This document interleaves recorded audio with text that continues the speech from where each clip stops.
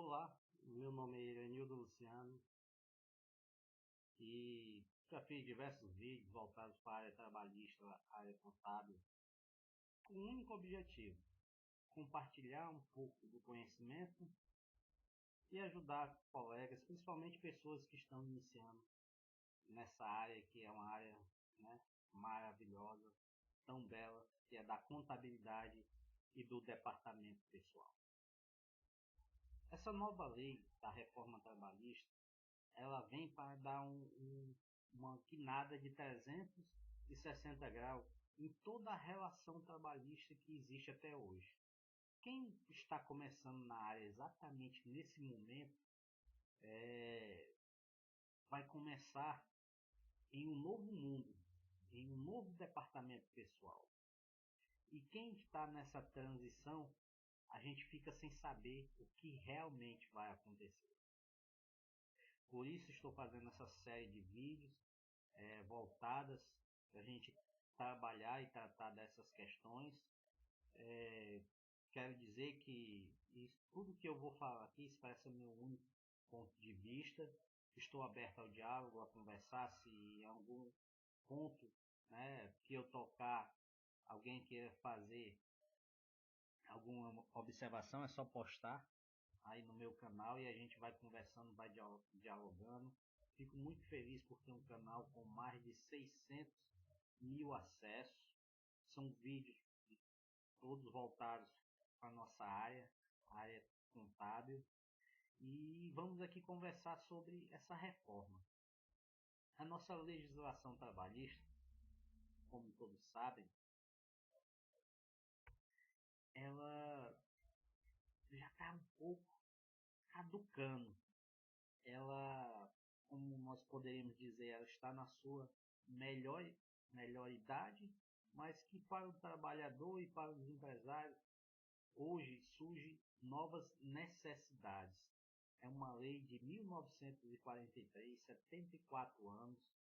É uma lei da época do Getúlio Vargas. Naquele tempo existia outra realidade, o mundo era diferente. E hoje o Brasil precisa crescer. Quando começou essa história da reforma trabalhista, eu fiquei muito com o pé atrás, sem entender o que realmente de fato se queria com ela. Mas depois de estudá-la, de analisar, de ver palestras, realmente o país não aguentaria mais da forma como está. A lei precisava ser realmente mudada. E eu acredito sim que mudou para melhor.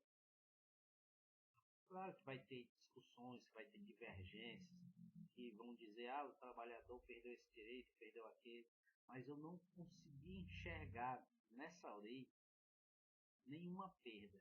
Até porque a maioria das mudanças que teve na legislação foram todas em cima de situações que já aconteciam no dia a dia da empresa. Essa lei, que tem 74 anos, ela ainda tinha em alguns artigos, tipo nesse artigo 792, que dizia que a mulher, para poder entrar na justiça, poderia entrar na justiça sozinha. Ou seja, na verdade, ela só poderia entrar na justiça se tivesse a bênção do marido. Uma lei dessa deveria deixar de existir. A mulher na CLT antiga é totalmente desprotegida. Se ela trabalhasse em empresas do pai, de marido, ela jamais poderia requerer nenhum direito. Uma coisa que nem existia, nem se aplicava mais no empregado depois de 10 anos ter estabilidade dentro da empresa. Artigo 492. Nesse artigo aqui, 553, lá na CLT, se você for ver, é um tipo de multa em cruzeiro. Uma moeda que nem existe mais. Sobre as férias, todo mundo sabe e é ciente que quase nenhum trabalhador brasileiro, pelo menos das micros e pequenas empresas, ele goza 30 dias de férias. Né? Ele sempre faz as negociações que não eram permitidas, mas acontecia, como as demissões, né? Os pedidos de demissões, os atos, famosos acordos, né, entre patrão e empregado. Então, essa lei trabalhista, ela veio para isso, para inovar, para melhorar a relação de trabalho, porque é difícil ser empreendedor nesse país.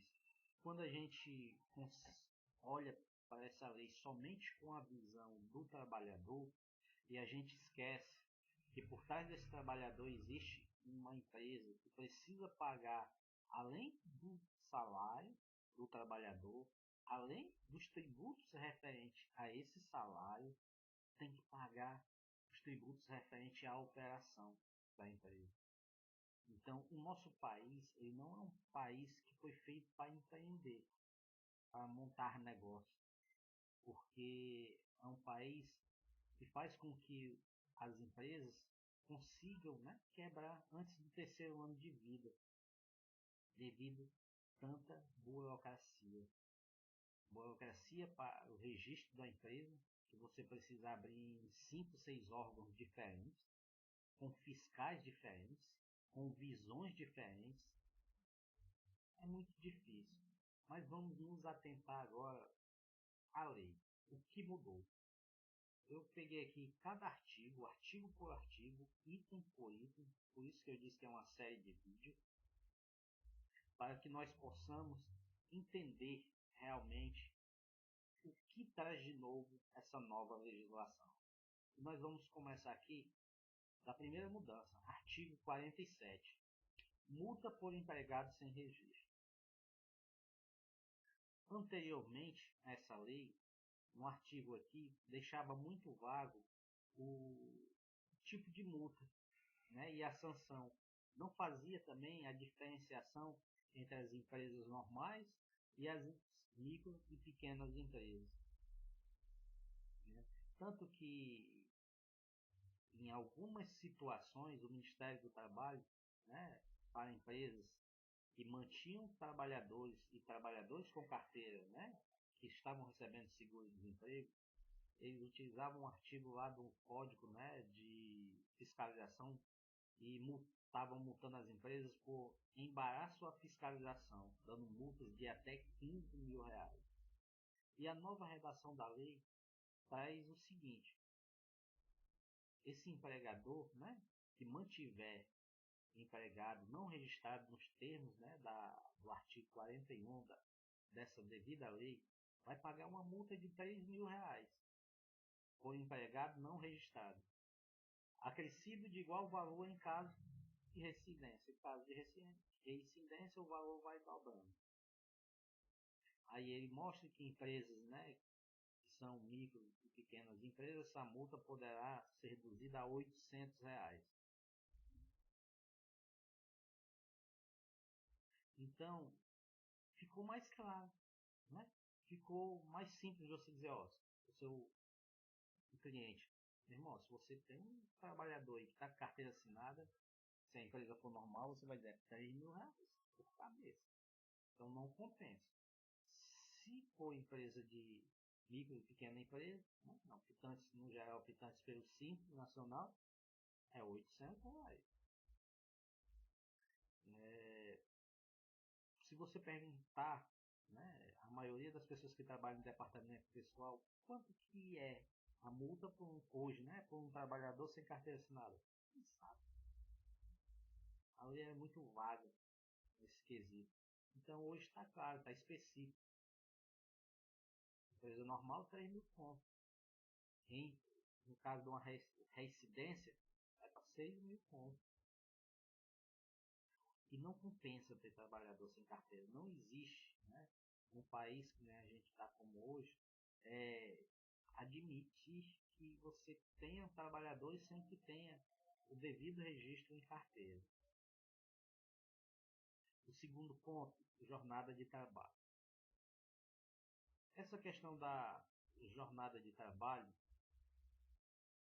ela também, né, foi muito falada. Os trabalhadores agora vão se tornar escravos, porque vão trabalhar 12 horas, porque isso, porque aquilo. Mas durante toda essa briga da reforma trabalhista, existia uma grande briga política que se as pessoas tivessem esquecido a política e se atentado somente à reforma trabalhista, eu tenho certeza que ela teria vindo ainda melhor do que veio para o momento. A questão das 8 horas diárias continua normalmente, as 44 horas semanais, né? A única coisa que foi acrescida aqui foi um inciso, que é o seguinte: o fim de uma coisa que, ao meu ver, nunca deveria ter existido, que é a empresa dar um transporte, né? Vai pegar o trabalhador e levar para casa, para pegar o trabalhador em casa e levar para a empresa, e esse horário seria computado na jornada de trabalho. Se o trabalhador sofresse um acidente ou qualquer coisa, seria acidente de trabalho, chamado percurso itinere, né? Então, isso já tinha que estar no fim mesmo. As empresas não podem ser culpadas por tudo. Certo que tem um risco da profissão, mas não devemos esquecer uma coisa muito importante dessa reforma trabalhista. 90, muito mais de 90% das empresas do Brasil são micro e pequenas empresas. São pessoas que eram empregados e agora se tornaram patrões, que estavam na situação de empregados e agora serão os patrões. E quando você muda de um regime desse para outro, a ótica e a visão muda. E as pequenas empresas não têm como custear determinado custo como esse, horário itinere. Não tem. Então foi uma leve mudança quanto à jornada de trabalho, acabar com o horário itinere, né? Não mudou nada na carga horária, continua as 8 horas diárias, as 44 horas semanais, as 220 horas mensais, todo aquele alarde que o trabalhador vai trabalhar 12 horas, isso é mentira, isso não existe, certo? Está aqui a lei, o artigo 58, a duração normal do trabalho para os empregados em qualquer atividade privada não excederá 8 horas diárias, desde que seja fixado expressamente outro limite, que é o que a gente vai ver um pouco mais à frente, que é um novo horário que foi acrescido, que é o 12 por 36. Isso já existia, né? Quem é que não sabe que os vigilantes, os porteiros, as pessoas que trabalham em hospitais já faziam esse horário? E não existia na CLT. E agora vai passar a existir. A questão da prorrogação de hora extra, somente 2 horas extras, continua também. A pessoa trabalhar o limite, né, de 10 horas diárias, continua também. Então, vamos tirar essa máscara de que o trabalhador, né, vai ser escravo. É que foi uma leve mudança na jornada de trabalho. Somente tirar algo que não era justo.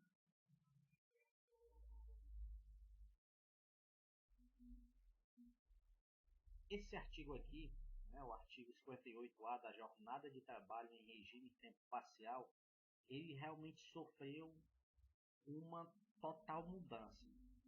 É um tipo de horário que a maioria dos sindicatos eles não aceitam, né, ou não aceitavam determinadas atividades terem esse tipo de contrato. Você contratar uma pessoa, né, vamos falar nossa linguagem, departamento pessoal, por meio expediente, para trabalhar só determinada hora por dia.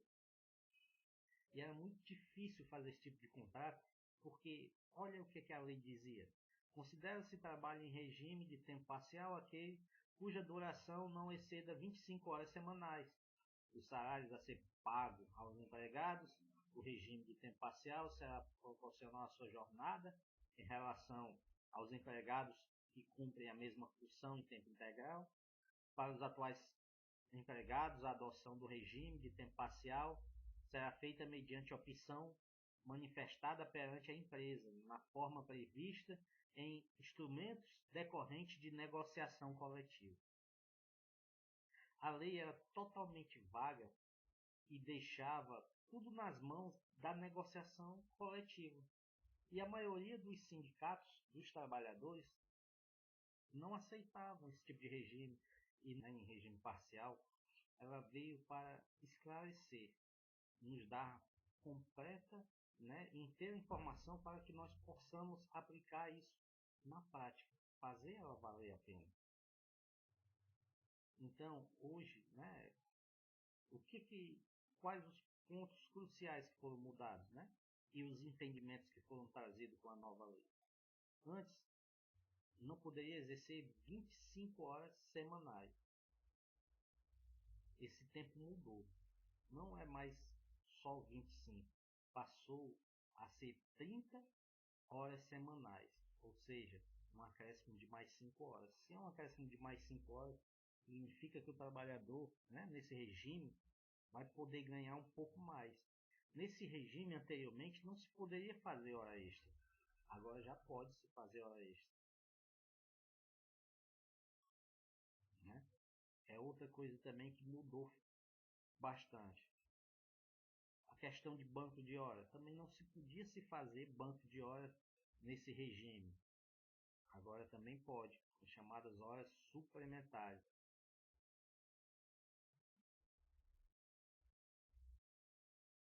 E também a questão das férias, que ficou mais claro, quanto das férias que a pessoa terá direito e a forma do seu pagamento. Então eu vou só ler aqui os principais pontos que trouxe essa nova redação da lei. As horas suplementares, a duração do trabalho semanal normal, serão pagas com acréscimo de 50% sobre o salário normal. Isso é novo, não tinha. Na hipótese de o contrato de trabalho em regime de tempo parcial ser estabelecido em número inferior a 26 horas semanais, as horas suplementares quantitativos serão consideradas horas extras para fins de pagamento estipulado no inciso 3º, estando também limitado a 6 horas suplementares semanais. As horas suplementares da jornada de trabalho normal poderão ser compensadas diretamente até a semana imediatamente posterior à data de sua execução, devendo ser feita a sua quitação na folha de pagamento no mês subsequente, caso não sejam compensadas. É facultado ao empregado contrato sob regime de tempo parcial, converter um terço do período de férias a que tiver direito em abono pecuniário. As férias do regime de tempo parcial são regidas pelos dispositivos no artigo 130 da Consolidação. Nós saímos de um cenário em que nós tínhamos um artigo que falava em tempo parcial que não dizia nada. Agora nós temos um artigo que fala de tempo parcial, que esclarece muitas dúvidas e diz tudo.